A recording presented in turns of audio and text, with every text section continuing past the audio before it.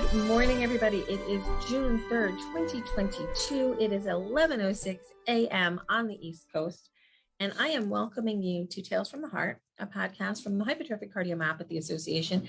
And I am live right outside of Boston in Burlington, Massachusetts, at the brand new HCM program, HCM Center of Excellence, at Lahey Hospital and Medical Center. So we're going to start with Marty and go right on down the line. Can you give introductions to yourself and let us know who everybody is? First of all, thank you, Lisa, and welcome to Burlington and Lahey Clinic, where we, as you said, have just launched our new HCM Center and program. I'm Marty Maron, co-director of the Hypertrophic Cardiomyopathy Center at Lahey, and joined by Ethan Rowan and Prem Shekar today. Look forward to having the opportunity to chat with you on the podcast today. Fantastic. Ethan. Hi, Ethan Rowan. I'm the co-director of the HCM Center at Lahey. Again, thanks, Lisa, for coming out here and letting me join the podcast. Great to have you. Prem. Yeah, morning, everybody. And Lisa, thank you very much for the opportunity and for coming over and having me on this podcast along with Marty and Ethan. And we're glad that Lahey Hospital Medical Center is now a center of excellence for HCM. I look forward to it. And as a introduction, I'm the Division Chief of Cardiothoracic Surgery at Lahey Hospital Medical Center. Some of this cast of characters is known to a lot of the HCM community. And some faces might be a little bit newer. I'm going to start with the new guy over here. So Prem, why don't you tell everybody a little bit about your training and how you became a cardiac surgeon? My training goes back at least 3 decades now. So I was originally trained as a cardiothoracic surgeon in India and finished my training in 1996. And subsequent to that, I left India after a couple of years to go to Australia. And I was in Australia for 4 years, from 98 to 2001. I did an advanced fellowship in cardiothoracic surgery there. Then I came to Boston, Massachusetts, did an advanced training in adult cardiac surgery at the Brigham and Women's Hospital. And subsequent to that, I stayed at Brigham and Women's Hospital for the next 16 years as faculty. And the final 5 of that was as the Brigham and Women's Hospital Division Chief. And since July of 21, I've been at Lahey Hospital Medical Center as the Division Chief.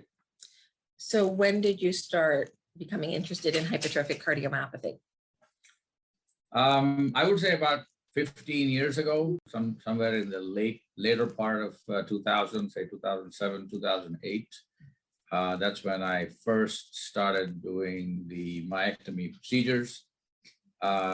I can tell you an anecdote if you like. Please. So about 15 years ago, I was approached by a nurse in the surgical intensive care unit who had her children go to school with the children of another gentleman who had HCM, but was a grave digger by occupation. So you can imagine how physically intense that job was. And he was being managed by a local cardiology in the suburban community and was on maximum medical therapy and was told that nothing more can be done. And why don't you apply for disability and move on from there? And this guy was about 35 years old. He had 2 kids, about 8 and 6. And this patient was presented to me. And I said, well, we could do an operation called a septal myectomy. And I had some training in septal myectomy in my lead up to being a faculty surgeon. We did a septal myectomy on this guy, the first one I did at the Brigham. And he went from class 4 symptoms to class 1 symptoms, like within 3 months. And it was a dramatic difference in his quality of life. He went back to work. He's still working 15 years later, and he has not needed any other intervention. So I was so impressed by the dramatic change in people's lives that a myectomy procedure can do. And in this particular patient's case, I not only made a difference to him, but his entire family, because he still is constructively employed, not on disability. Correct. And that sort of was a segue into what has become an experience of treating patients with HCM and making their lives better. It's been an interesting journey. So you've moved over here, and then these guys over here, Marty and Ethan's program, came to Lahey officially a month ago, but you guys started working together before the official move. And my understanding is, as of today, there have been 28 myectomies done with the team in front of you today here at Lahey. And I understand all the outcomes have been excellent. And you have not one former patient who's happy post-myectomy, but just in the past couple of months, you've got 28 others. So Marty, what has it been like to work with Prem these past couple of months doing myectomies? Well, I mean, we couldn't be more thrilled to have the opportunity really to work with Prem. And one of the main reasons, actually, that the HCM program moved to Lahey was to have this opportunity to, in fact, work with Prem. And as by way of anecdote too, I have been working in Boston now for 20 some years. I've known Prem or his reputation for a long time. And I know that at one point about 7 or 8 years ago, when we were recruiting him potentially at that time to be leader over at my former institution as chair of cardiac surgery, I was a big proponent of trying to get him to come and work with me at that time, because he had such an incredible reputation as a cardiac surgeon, but also an incredible reputation in the myectomies already at that point. So I had really been very excited going back now almost 10 years in terms of wanting to have the opportunity to work closely with Prem and operate on patients with this disease to provide those patients incredible surgical outcomes because of what exactly Prem just said. He couldn't have said it better with that anecdote. Myectomy in great surgical hands provides the opportunity to give patients back their life. And we know better almost than anyone, having taken care of patients now with HCM for 20 years, just how impactful a great operation myectomy can be for patients. And that means that we need to be working very closely with a surgeon who can do that. And there's just no question that we have been more than thrilled with that chance with Prem. So I've had the opportunity over the past day and a half or so to start to meet some more of the faculty and the leadership here at Lahey. And you've got some amazing new team members and some amazing new opportunities. Nobody knows what I'm going to be asking people, just so you know, this is very impromptu today. This is being very off the cuff. So Ethan, can you talk to us a little bit about the EP services here and what capacity they now have for dealing with complex AFib in HCM? We'll start there, then we'll talk about sudden cardiac arrest issues. Yeah, we're really fortunate in terms of also having an amazing EP team to work with. Specifically, Bruce Hook and Jonathan Silver, both really experienced electrophysiologists, both who throughout their career have really focused on complex AFib ablations. AFib, as many of you know, occurs in 20 to 25% of HCM patients. And it's much more challenging to manage than typical AFib. And that's in large part because in HCM, the top chamber of the heart, the atrium, which can drive atrial fibrillation, probably has its own myopathy set of problems. And so simple AFib ablations and antiarrhythmetics typically don't cure, quote unquote, atrial fibrillation and often need much more complex treatment. And Dr. Hook and Silver are really excellent in terms of their skills as AFib ablationists. And also something I didn't know initially, but there's what's called a hybrid AFib ablation procedure. And really lucky in terms of Lahey's skill of doing that procedure, which combines a surgical and percutaneous option. So a less invasive and a surgical option, which is a little more definitive as well in treatment of AFib. There hasn't been a lot of data on that particular procedure in HCM yet. But what I've learned over the past couple of days, I think it's a great area for not only some clinical treatment, but also the opportunity to learn more about what its utility will be in HCM, not only here, but elsewhere. So just staying on the AFib thing for a minute, Prem, are you doing maze and atrial clips as well in your myectomies when called for?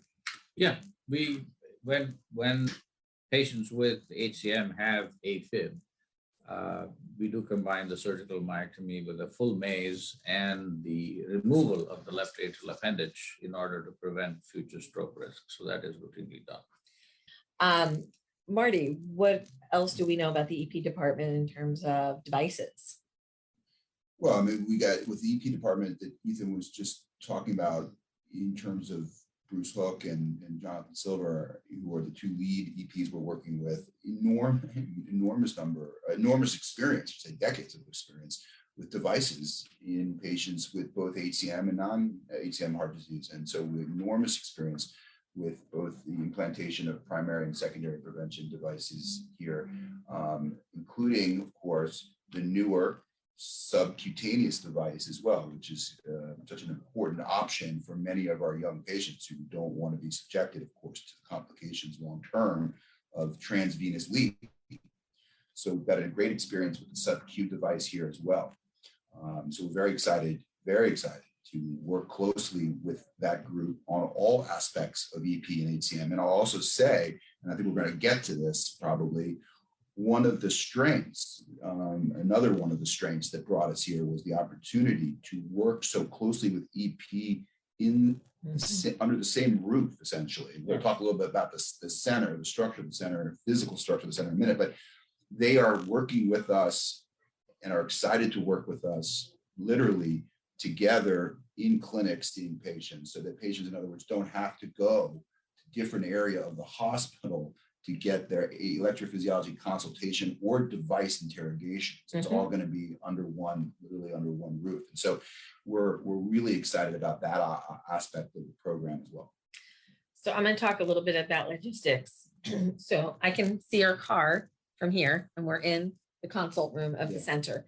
So it's really convenient. We're right off of Route 95, and the parking is steps away from the door, which for those of you in heart failure can be a little challenging managing a large campus. So, and it's free parking. I'd say it's free parking. You pay a pretty penny downtown Boston, but that's a whole other story. So we've got really convenient parking. We come into the building, up the elevator, a couple steps away, and you're at the HCM Center. Marty and Ethan, why don't you kind of take us for a virtual walk in our heads through what this part of the clinic looks like. So who wants to take it? Go ahead. So Ethan goes.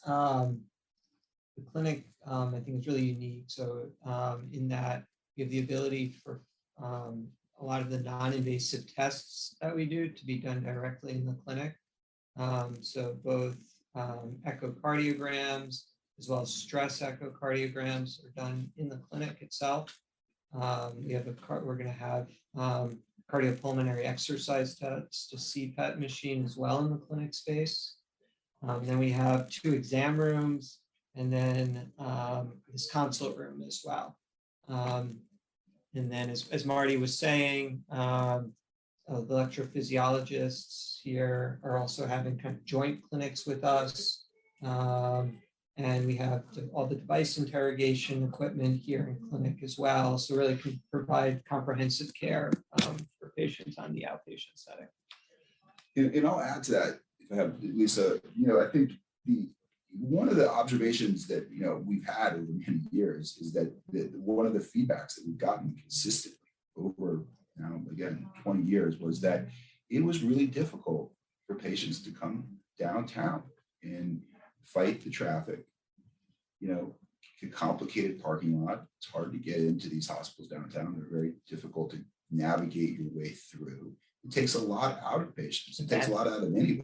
That takes a lot out of patients with heart disease. So that was always something that we heard a lot about. Patients wanted to come and see us, and then obviously appreciated that. But the act of coming to see us was really an issue. And so, part of the vision here is the idea that we can provide world-class care from medical to surgical for a disease like hypertrophic cardiomyopathy in an environment that provides a patient journey and experience that's much easier and more enjoyable, but easier physically and mentally on patients. And that's really, really important, particularly with a chronic genetic heart disease like HCM, where patients, of course, are coming not only yearly, but in some cases more than yearly to see their cardiologist for care. Okay. And I'll also emphasize that may in fact become even more important as we get into a newer era with therapies that look like they are going to have a role in this disease, right, the myosin inhibitors, but yet require a lot of longitudinal, meaning follow-up visits that are more than just the annual visit. Okay, so being able to provide easy access to world-class expertise, I think, is only going to become more important in the future. I couldn't agree more. I mean, with the REMS on the current Camzyos, right, you're needing echoes every couple of weeks, and then every quarter. It gets a lot. It's a lot of visits. I really love the idea of this program specifically having the echo equipment embedded right here. Right.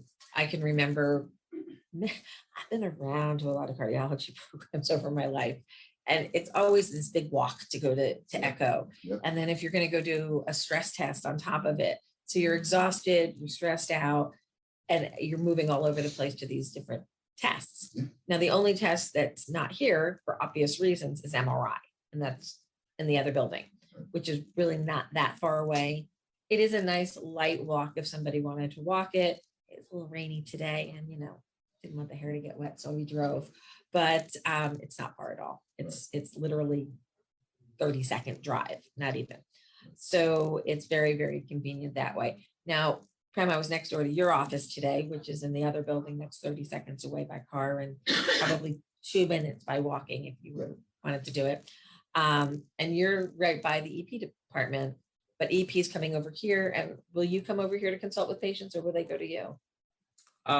We'll be flexible, and if required, we're happy to come here and see patients along with Marty and Ethan, or vice versa. If it from a time standpoint, if it turns out that there are 2 different points in time, happy to stagger it as well. So anything we can do to make the patient's journey better, I'm happy to do that.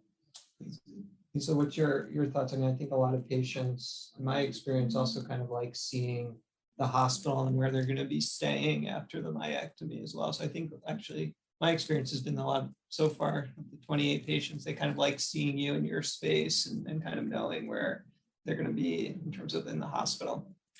And it's all really close. So everybody is right here. It's not a humongous campus, but it's quite sprawling. There's lots of green space, which I really like, especially all the hospital stays that I've had. I've done inner city a lot. My transplant was in Newark. We're just going to leave it there, people. Not a lot of green space, not a lot of pretty space. But here you've got a lot of greenery, a lot of nice views. And 2 hotels, by the way, that are very close, that are very nice, that have shuttles to the campus for patients. So for those coming from out of a distance that need to stay overnight, either to see us or who may be having surgery or other procedures, 2 very nice hotels.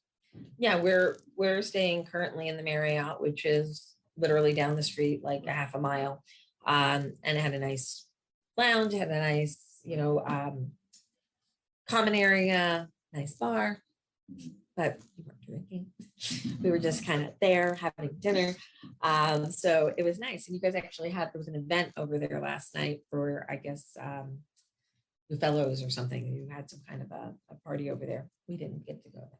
We were out with you guys having dinner. So by the way, there's somebody named Alex watching us right now. She might be related to you. Could be. I just saw her name pop up. Could be. So Could hi, be. Alex. And Laura says hi. Laura Perra. So that's a fun part about So podcasting live. The other part of it also is that the town of Burlington has right next to the hospital a large mall. Ooh, I didn't know that. And then, You held that back. And then plenty of food opportunities. Yes. So there's not only accommodation, there's nice restaurants and shopping and whatever else that might, excite patients. I don't know. Well, Yeah, it's always that's fun right. to do that kind of stuff when you're out doing something like a doctor's appointment. We used to always take our trips and like do a little fun stuff while we were out there anyway. So that's good to know. And there's a really good cookie place. I'll get you guys the information on the cookie. And I'll just also mention though that although we're a little bit outside the city, and we're talking about the advantages of that, of course, here, the other advantages too, or the other point to make about that is that for those that are flying in to see us, the distance from Logan to here is only 20-25 minute drive. So we're really not talking about having to necessarily drive that much longer than you would to any other hospitals, even in the city, because you just get on the highway and you're here 20-25 minutes from Logan. So, because a lot of our patients are flying in. So if somebody were to be an East Coaster and taking the train up, Yeah, they could take it from that's right. all the way to South Station and Yep. then And then it's a 20-minute drive, depending on the traffic, to here. So it's not as if we're that far out that even that kind of transportation becomes that much different than it was before. yeah. Time-wise, it was the same for me to drive from Jersey to here as it was into, the center of Boston. But I didn't have to do that tunnel thing, which I was never really a fan of. Just to say, the whole dig thing, was not a fan of the dig. So that's good. So other services that you have here, I met your advanced heart failure physician yesterday. You want to talk a little bit about advanced heart failure services? Sure. So very fortunate, Dave Vennessy, is the director of advanced heart failure here.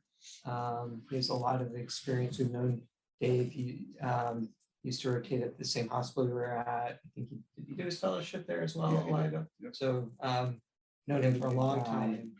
There's a lot of experience therefore as well, treating patients with HCM who develop advanced heart failure.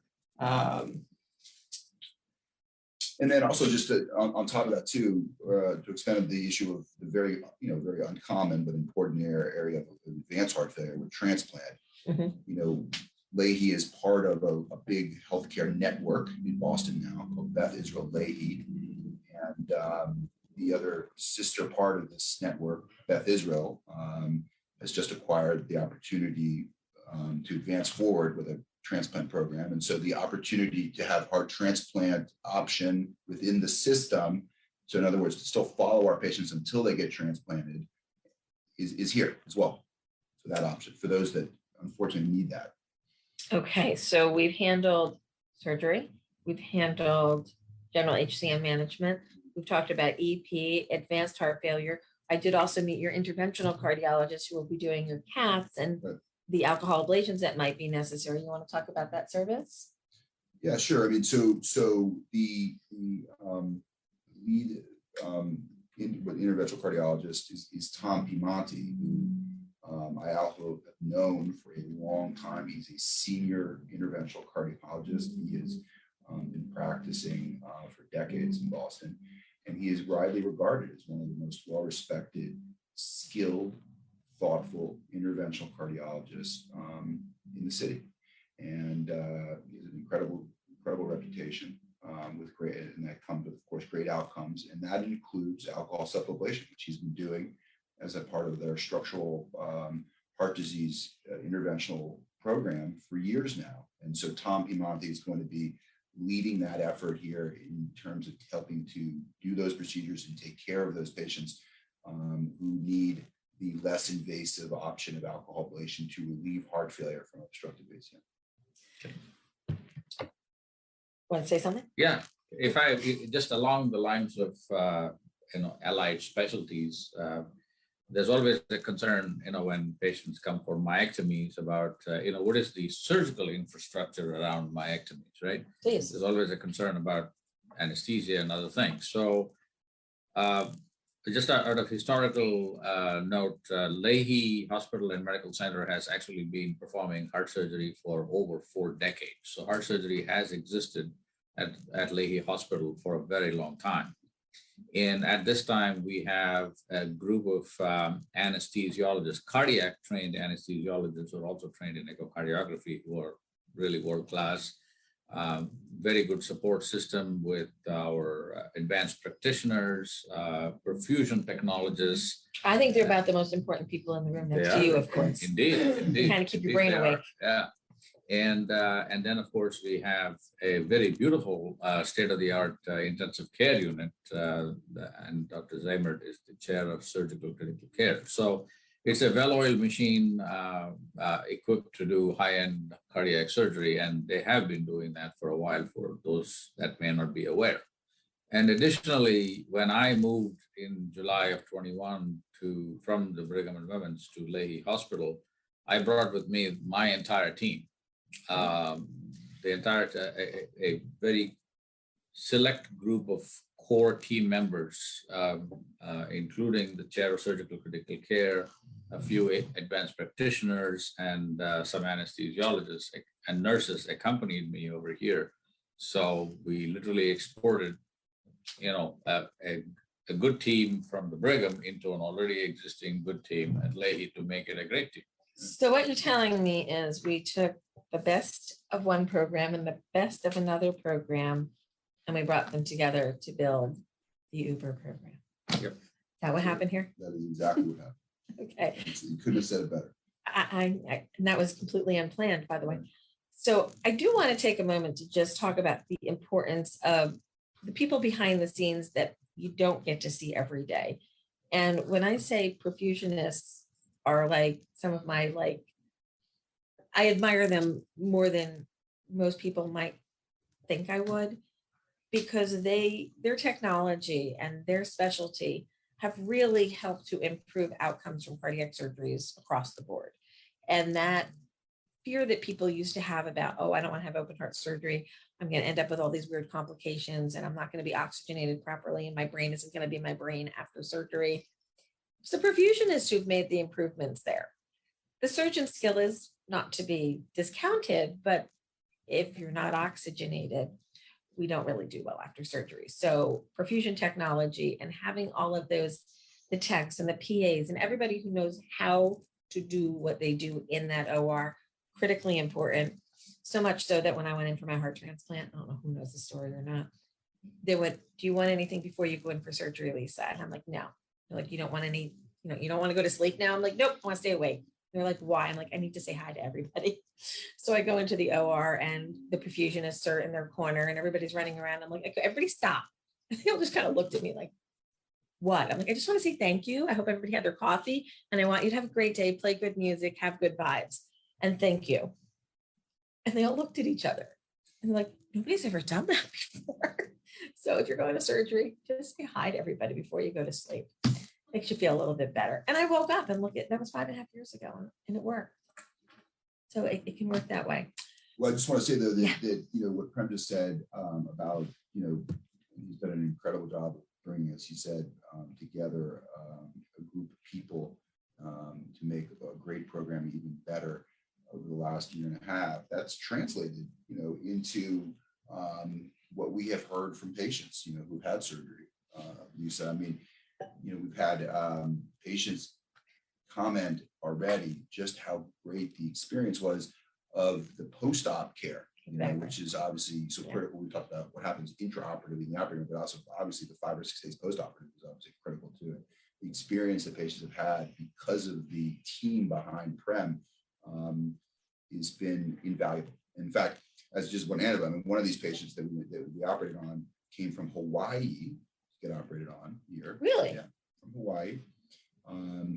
And she has commented multiple times in emails and other testimony just how happy she was with not only how good she feels right now from the operation, but the experience that she had in terms of post-op care was phenomenal. So Prem's done an incredible job to make that kind of experience what it is today. So let's talk about traveling. So obviously those who are in, Massachusetts and the Boston area, it's easy to know where the program is and how to get here. I used to travel up here from New Jersey, 4 hours in the car, which became my watermark. I figured if I could drive 4 hours, 5 hours was acceptable. And that's what I thought a center of excellence should be 5 hours from everybody. We have hit that goal that most patients can actually have an HCMA recognized center of excellence within 3 hours of their home in most populated areas. So yay, we hit that goal. Got a few more areas to hit. But what about travel-ins, fly-ins, and telemedicine? Can we talk a little bit about how people from a distance can get a consult and what that's going to look like now? Well, I mean, I think, look, what we learned, obviously, one of the many things we learned during COVID was just how important and how effective telemedicine can be in general, but of course in this disease as well, for patients who don't live close, and there may be other complicating factors for them to come in, like COVID and et cetera. The opportunity to provide expert consultation through telemedicine was invaluable, and we will continue to have a place as we go forward. Good. Even though we're back to obviously in person, and that role is here too. We have the opportunity to do telemedicine with patients selectively to give that kind of consultation if they can't come in. I will also mention too that we happen to be very fortunate. Lahey has a very robust international program for patients. So international patients, there's a program here dedicated to helping them navigate coming, seeing the specialist, and getting the care they need from wherever they may be coming from. Okay, so we've got a whole team here that can help facilitate that as well. And I think that's going to be really important going forward. Not only here, but other places, telemed, travel in, specialty care. It's accessible. Absolutely. It's very accessible. We actually have a comment here from somebody on Facebook who was in the UK and was told by a cardiologist to go home and live their life, and no additional information was given, no treatment options were given, and they haven't been seen by a cardiologist since 2018. I highly encourage you to give us a call at the office, and we'll help maybe set you up with some other practitioners that we work with in the UK and maybe get that situation fixed up a bit. And Patricia's commenting that both her and her daughter have had myectomies, and now her granddaughter needs a myectomy, and they've had the treatment. They know how well it works, and they're really happy about the decision to have had a myectomy. So yay. So what else haven't we talked about? We've talked about interventional cardiology, electrophysiology. We've talked about surgery. We've talked about medical management. We've talked about new drugs coming up and the need for better echoes, and the convenience of the echoes here. So I've met yesterday with members of your mental health team, and we're going to start to figure out ways to integrate mental health services. No stigmas here, people. HCM is hard, and life is hard, and the world in 2022 is hard. And we want to make sure you have all of the resources needed. So we're developing that out. I met with dietitians and lifestyle to work on programs for that. They've only been here a month. It's going to take a little while to get all these other programs up and running. Research. Let's talk a little bit about research. What are we going to be working on? Clinical trials? What's happening? Ethan? Well, both the clinical trials that are ongoing in HCM, excited to be a part of them, led by drug companies. So both hopefully embryo study will get up and running soon. Cytokinetics, I'm really excited about those. And then obviously also a bunch of investigator-driven research projects to continue our work in terms of Marty and Barry helping to define HCM, the treatment course for patients, and really Barry's work in changing the perception of HCM and a lot of the treatment options available for patients. And then I'll just also mention, though, Ethan's being modest a little bit, but I mean, one of his, just a little bit, Ethan's done an incredible job of pushing forward a number of clinical research initiatives that have made a huge difference in how we look at and treat patients. But one of the things that Ethan's working on right now that's really interesting is the role of patient devices. So these patient, what do we call them? Wearable technology. Wearable technology. What the impact in terms of you get a lot of information from wearables, as you know, Yep. And patients are using them a lot now. And so the question really is, including detection of atrial fibrillation, which is an incredibly important arrhythmia in this disease. So Ethan's really starting to put together an investigation into what is going to be, or what could be the impact, the beneficial impact of wearable technology in a disease like this. So that's something to look forward to for the future. I think it's going to be really interesting. I know a lot of people are capturing data, and when you know what you're capturing, and then we say very cavalierly, we'll just send it off to your team. Somebody's got to look at that. Somebody's got to manage it. Somebody's got to get back to you. So what are the best systems in place for that? What do we need to learn? How can we, the patients, be more effective in our communication with our team and not waste resources and time, but get the information that we need and they need and make it more meaningful. And both these devices may give us the opportunity, because it's obviously patients are living with this disease their whole life. And so, talking about long periods of time. And so some of the information that a wearable device could give may help us to predict better or beforehand what patients may be headed toward in terms of issues to help them provide treatments earlier. Yeah, the data captured on these devices is unbelievable. The question right now is, work to figure out what data is impactful and meaningful and predictive for patients to use it. So additionally, we're going to be working on some projects together to help identify the undiagnosed, which is critically important to all of us. We don't want people out there with undiagnosed HCM and unmanaged or undermanaged. Like this woman who just posted here, I was diagnosed and told, go on and live your life. There might be things that can be done to improve your quality of life. And we have started talking about it in the past 3 years or so, but it's the burden of disease for HCM. We are living with the consequences every day. Our encounters with our healthcare providers are a couple times a year.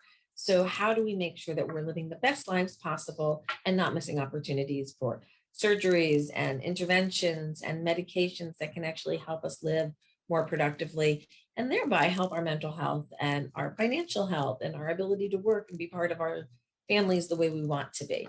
So I think we're all focused on trying to make the most out of this one wild and precious life and be able to live it as best as possible.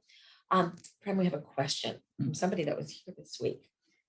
How many myectomies did you do before this year? And we'll talk about what your numbers at this point and what we're looking forward to for the rest of the year. Well, I think over a 15-year period at the Brigham and Women's, it is a center of excellence in itself, but the volume was not as high at the Brigham. So probably did about 150 in that period. And clearly in the last 5 months, we've done 28. And that speaks to the program that Marty, Barry, and Ethan have brought here. They are an international force in this area. So we've done 28 in the last 5 months. So if we were to just mathematically translate that, it would be about 75 a year, I would think. And I think Marty, you and Ethan, you would agree that that would be an appropriate. Yeah, I think that's where you'll probably be this year. And I'm going to expect that, given the history I have with these guys and given the skills that you have and the team that I've seen, I think you're probably going to be a little bit higher than that next year. So take your vacations early. We want you to get some rest, but we also need you to be here. So take one weekend. Okay. Pediatrics. What's the plan with pediatrics? We're getting questions on. Well, I think, so here's the answer to that. I think we have felt very comfortable as experts in this disease, taking care of patients who are in the adolescent age range with hypertrophic cardiomyopathy, even a little bit younger, even as adult. HCM is largely taken care of by adult cardiologists. And we have always felt and have, in fact, taken care of over the last 20 years of patients who are in the pediatric age range. And we intend to continue to do that here at Lahey. The institution supports that as well. there may be, with that said, there may be select patients in whom there may be the issue of complex procedures that need to be done. I'm talking largely about complex, maybe device implantations in really young patients, which is really a very complicated, can be a very complicated situation where we may be working with other colleagues who have expertise in that kind of area to do. But in general, in terms of seeing patients and providing consultation, we continue to do that. So you can do family screenings here, and screenings. If you need advanced pediatric services, you have relationships with the individuals who are going to assist in that. Family screening and evaluation, I think we can see patients basically age 8 to 10 and older. And this is a good opportunity for me to remind everybody that on June 9th, I will be holding a Big Hearted Warrior tour with 5 pediatric cardiologists to focus in on issues related to the littles, like the little kids with syndrome disorders that are related to HCM, and then adolescents with HCM and others. So join us on June 9th for that program. So we have some other questions coming in. Now we have questionable people here, or questioning people, not questionable. You're not questionable people. I just don't have good English today. Genetics. What are we doing with genetics here? Is there going to be any research in the genetic space? Might have met somebody who told me a thing. So what's going on with that? Yeah, I mean, we're offering, of course, we're offering clinical genetic testing for patients where that's applicable. We're providing the opportunity to get that testing done. We provide the opportunity to interpret those test results in a clinically meaningful way, the impact of those test results will be, and we also have opportunity for patients if they want to, or whether it's when it's the right situation to meet with genetic counselors here as well. So we have all of those services here to complement the genetic testing aspect to this disease. I'll also say, too, you asked about research. We right before coming on with you live, we were actually having a meeting talking about a project for which we are looking at right now 1,000 consecutive patients that were genetically tested in our clinic, and the impact or relationship between the mutation and outcome. So that's an investigation that's going to be going on here, looking at the meaning of mutations as they pertain to natural outcomes for patients. So we are doing research in genetics as well. Fantastic. So I have a question here. I'm going to give my opinion, then Marty can give his. Somebody says, does it matter where I get my cardiac MRI? Can I do it close to me, or should I go to a center of excellence? I'm going to say that the protocols that I've seen in some community hospitals may miss the mark and they may not get the right images. So I highly recommend all imaging be done at your center of excellence. Your community cardiologist has a huge role to play here in management and communication, and maybe, an event monitor and that type of thing is great to be done at home. But imaging, I truly believe, is best done at your center of excellence. Marty, Ethan, Prem, give me your opinions. You've heard mine. I think under the ideal world, I completely agree, Lisa. I think if someone though has had a cardiac MRI in the community, it's hard to have insurance justify repeating it if it's recent.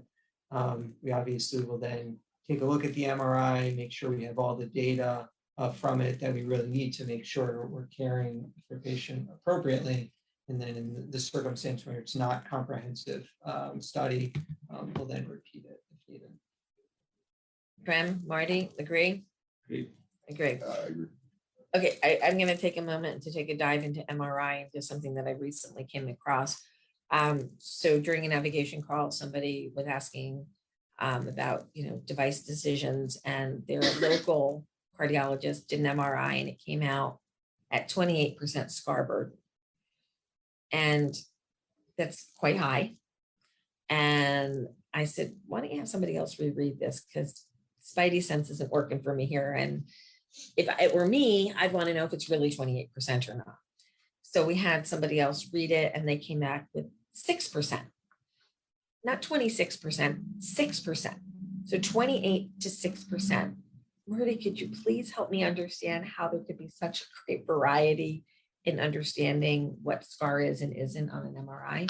Well, yeah, I mean, I think without getting too complicated, the bottom line is that there can be aspects in scar assessment is one of them, where expertise is really important here.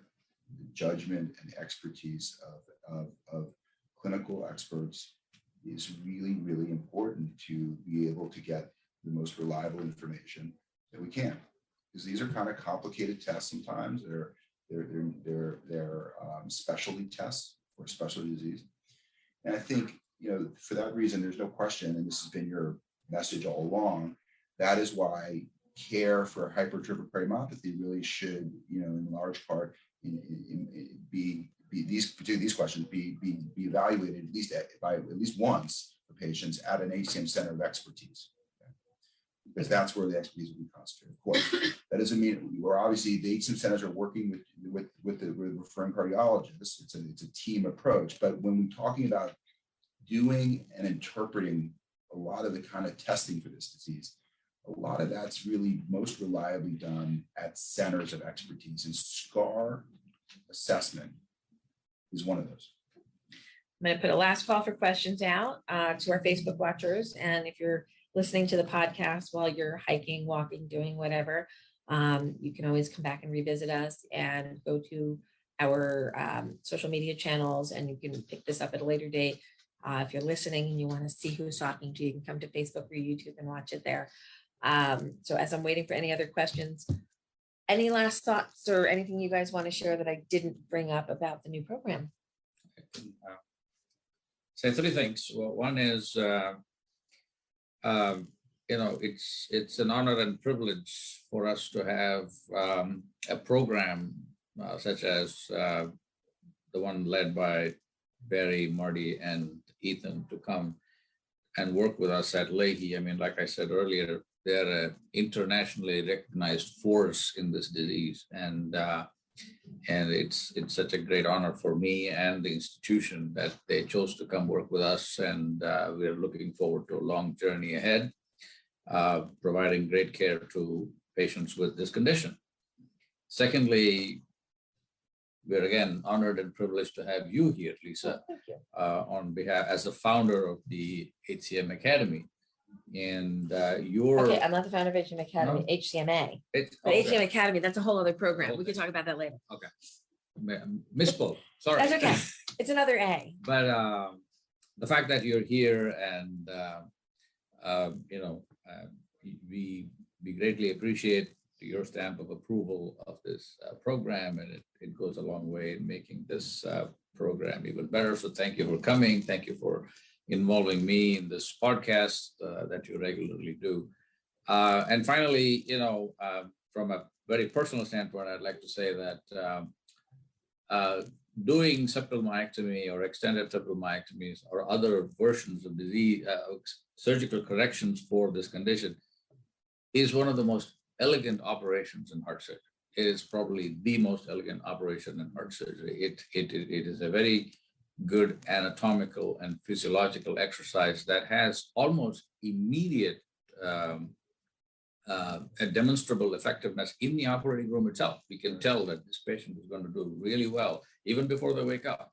And that is then justified as when they become better and they go on to lead their lives. So that is what keeps me doing this operation, and I love doing it. And I'm glad that I have bigger and greater opportunities to do this at Lahey Hospital now. So I'm gonna pivot off of that and a comment that somebody else made here. I talked to you a little bit about this last night at dinner. I think when you have heart disease and you have a structural heart disease, if it's something else structural, we tend to fix it pretty darn quick. You meet a surgeon early on in a process if you have a valve problem, or if you have, a congenital defect, an atrial septal defect, a ventricular septal defect. We go in and we fix it and we normalize the heart to the best of our abilities. When you have HCM, some institutions in some countries say, when you're bad enough, we'll let you meet the surgeon. Don't be afraid of the surgeon. Okay, he's really not a bad guy, people. He does good things. Yes, I know it seems like a big deal to have open heart surgery. I've been there, I've had a transplant. I've also had abdominal surgery. And if I had to compare the two, abdominal surgery was way worse and more painful than the surgical part of my transplant. So I know it's scary. And if anybody goes into it saying, oh, yay, I want this, well, maybe you need to see the psychiatry department first. But it's not something you should be just stone cold against. It's doable. And look, I hardly have a scar. It's like nothing. So don't worry about the scars. Don't worry about that kind of thing. And don't be afraid to meet a surgeon. A, they're nice people, and B, they really can do a lot to help. So they don't bite. Well, much. I don't know. Well, I don't think so. So no, I've never been bitten by a surgeon. So Barbara is asking Marty here for a little bit of an explanation that she's saying you gave an excellent explanation of NAVA versus surgery in the last visit. Can you share your thoughts on that with the audience? Yeah, sure. Barbara's asking me to just comment about the newer medical therapy that's emerged recently called mavacamten, as it relates to what we've been talking about a lot today, the established kind of gold standard therapy for symptomatic obstructive HCM, surgical myectomy. And I think here's what I'll say. I think we're all enthusiastic about the fact that we have what looks like a very good additional medical option, therapeutic option to treat symptomatic obstructive HCM in addition to the other drugs that we have. So we're always open and excited about the opportunities for more options for patients. And I think the answer, I think Barbara maybe asked, what's the answer to, for mavacamten for surgery? And I think the bottom line is that to just make what I think is a fair statement at this point in time, that decision ultimately needs to be individualized, for each patient. So we have to really look at a number of different factors for any individual patient to determine what may be the best therapeutic option for them. Okay, so it's not a one size fits all situation, and it never has been for HCM. It's never going to be. So everything has to be individualized. Patients need to hear the pros and cons of all the options so they can be best informed about what the best choice for therapy for them is. So I don't think we can ignore this question because there might be consequences later because it's from somebody named Alexandra. What are the benefits of myectomy versus alcohol septal ablation, Dr. Maron? Thanks, Alex. Well, look, I mean, I think, again, as I was just talking about, in relation to mavacamten for surgery, I think a similar kind of principle applies to answering that question too. Alcohol septal ablation is a great procedure. It's very mature at this point. It's been around for 30 years. It's a less invasive, but still invasive catheter-based approach for relief of obstruction. And there may be reasons why a particular patient may be better suited for alcohol ablation versus surgery. I don't have time to get into all those. And so therefore, again, the point is that it's another option. The right choice depends on the individual patient, their anatomy, their desires, their comorbidities, a lot of other factors. And that's why HCM centers of excellence really are the place to have that conversation. So that was a great wrap up, Alex. Thank you for putting that hook in there, because I think where we are today in June of 2022, we have a toolbox that has a lot of tools in it now. That's right. Figuring out which tool and when to deploy it for which patient and which anatomy, that, my dear friends, is where the artwork comes in. There's some clinical decision-making, and there's also a little bit of gut instinct from people who've been around and seen different anatomies. And yes, you want to lean into the clinicals and the statistics and all the published literature, but there is something about doing this in high volume and having seen 1,000, 2,000, 3,000 patients before that gives the program the ability to make and help you in that shared decision-making process, make really wise choices for your healthcare. You got one heart. And my favorite line from my favorite poem is Mary Oliver, tell me what it is you plan to do with your one wild and precious life. And in that one wild and precious life, you typically only get one heart. So we want to keep them in there as much as possible, and we want to keep them working the best. So we want to make sure that we're deploying the right tools from the toolbox at the right time. I'm glad to say we have a lot of tools now. That's right. 20 years ago, not so much so. But here we are today with a lot of great tools and a lot of great operators. Yeah. But you want to make sure you're going to high volume. You want to make sure you're getting the right surgery, the right intervention, the right drug. And the drug question is going to come up a lot. And there's a lot of logistics behind this. And I know there's still a lot of questions. And there's going to be more options available in the next 2 to 3 years. And they'll be more complicated to figure out which is going to be right for everybody. But if we all work together, and ladies and gentlemen, you're all going to be offered opportunities to be participating in a lot more research, not only with institutions, but through the HCMA and some work that we're doing. So the more we can learn about your experience, the more we can help the next person down the line. So stay with us on this. All right, so Prem gave final comments and then people asked a couple more questions. So Marty, Ethan, any final comments before we say goodbye to everybody today? Well, from my end, Lisa, again, thank you for coming. I'm really privileged that Lahey has become an HCM Center of Excellence. And I really think it's going to be a great experience for our patients here. I agree. And I'll certainly echo those comments from Ethan and just say thank you. We've been friends and have worked together for over 20 years now. I'm not that old. Yeah. So it's been actually that long. And you're part of the family in a lot of ways. And I really appreciate, and the patients all appreciate all the efforts that you and the organization have done to advance the knowledge and understanding and access to information for this disease. There's just no question that that has been a paradigm changer for this disease and has set the example and bar for other diseases to follow. So we appreciate you coming for that reason and giving us the opportunity to talk about our program in this way. And as Ethan said, we are thrilled to have the opportunity as a 2.0 to do what we've been doing for a long time, but to do it better by partnering with people like Prem, who we couldn't be more thrilled to work closely with, as well as all the other team members we talked about here at Lahey, to really advance clinical care for this disease in a way that we're excited to do. Fantastic. And our favorite hockey player from Long Island says hi, Okay. and he'll see you next month. Okay. Hi, Seth. Tell them the parking's free. Yeah. Parking's free again. It's kind of a big deal when you've It been is. in the That's city a right. long time. That's And why I said it again. it's like $40 to go That's to right. park in some places. And you don't have to worry about that now. So we're going to say thank you very much to everybody and whoever's calling me. I'm going to hang up my wrist phone. Don't you feel like get smart when your phone rings on your wrist these days? Or am I feeling old? Thank you all for joining us. Again, just a couple of programming notes. Number one, next week, next Thursday, I will be actually doing two things next Thursday. I will be speaking in Washington, D.C. at a policy summit and talking to lawmakers and individuals, policy wonks, about some of the policy issues that are facing the HCM community, reimbursement, access to care, and things on that nature, quality generic drugs. Stay tuned. I may have an interesting announcement in about 3 weeks on that. I'll just tease it at that. What next Thursday night is the Pediatric and Adolescent Big Hearted Warrior Tour.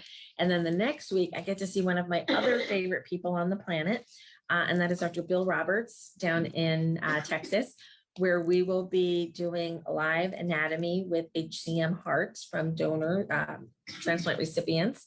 And I will be joined by one of those transplant recipients in person and another one online as we section their HCM hearts and teach the world what an HCM heart really looks like. That will be on the 15th. Because of some internet issues, we're not sure if it's going to be live at about 11 a.m. or if it's going to be pre-recorded, and then we will live take your questions live when we air the pre-recording. But we'll let you know about that as we get a little bit closer and we see if the internet is going to work for us or not in a basement at Baylor. So join us there. You can get the information on the website for the registration. All of our programming will be live streamed on Facebook, and then it will be captured for other purposes on YouTube and the website. Thank you all for joining me today. It's been great being here, and we're going to be getting back in the car soon and heading back to Jersey. But we are really happy that we got an opportunity to come visit you guys here up in Boston in your new home in Burlington. So thank you all. And thanks to the rest of the Lahey team, who was very wonderful to meet with over the last 2 days. And we look forward to lots of great things. Thank you. Thank you. Bye, everybody. Have you enjoyed this episode of Tales from the Heart? We hope so. Please visit us at 4hcm.org, become a member, become a donor, become a volunteer. Great news, everybody. HCM Academy is now available online. What is it? It includes online sessions, learning about hypertrophic cardiomyopathy, patient stories about HCM and their management, and an opportunity to join online live with an HCM specialist to go over the slides, ask questions, and dig deeper into your understanding and knowledge of HCM. All CME courses are free, and you can find them at 4hcm.org or at thehcmacademy.com. The Big Hearted Warrior Tour continues. For the latest dates, please check 4hcm.org, and thanks to our sponsors, Bristol Myers Squibb, Cytokinetics, Invitae, and Boston Scientific. Did you know discussion groups are available at 4hcm.org Monday through Friday? Almost every day you can find a discussion group. Whether you're interested in learning more about ICDs, pre-myectomy, screening your family, there's a discussion group for you. Even if you just want to learn how to balance your mental health, we have that too. So please join us for one of our live discussion groups, moderated by a peer volunteer, and you can sign up in advance at 4hcm.org. Just check the calendar for events. Please contact the Hypertrophic Cardiomyopathy Association at 4hcm.org or by calling our office at 973-983-7429. You can contact the HCMA by email at support@4hcm.org. Tales from the Heart, a podcast from the HCMA, is made possible through sponsorship from Boston Scientific, Cytokinetics, Tenaya, Invitae, and Boston Scientific.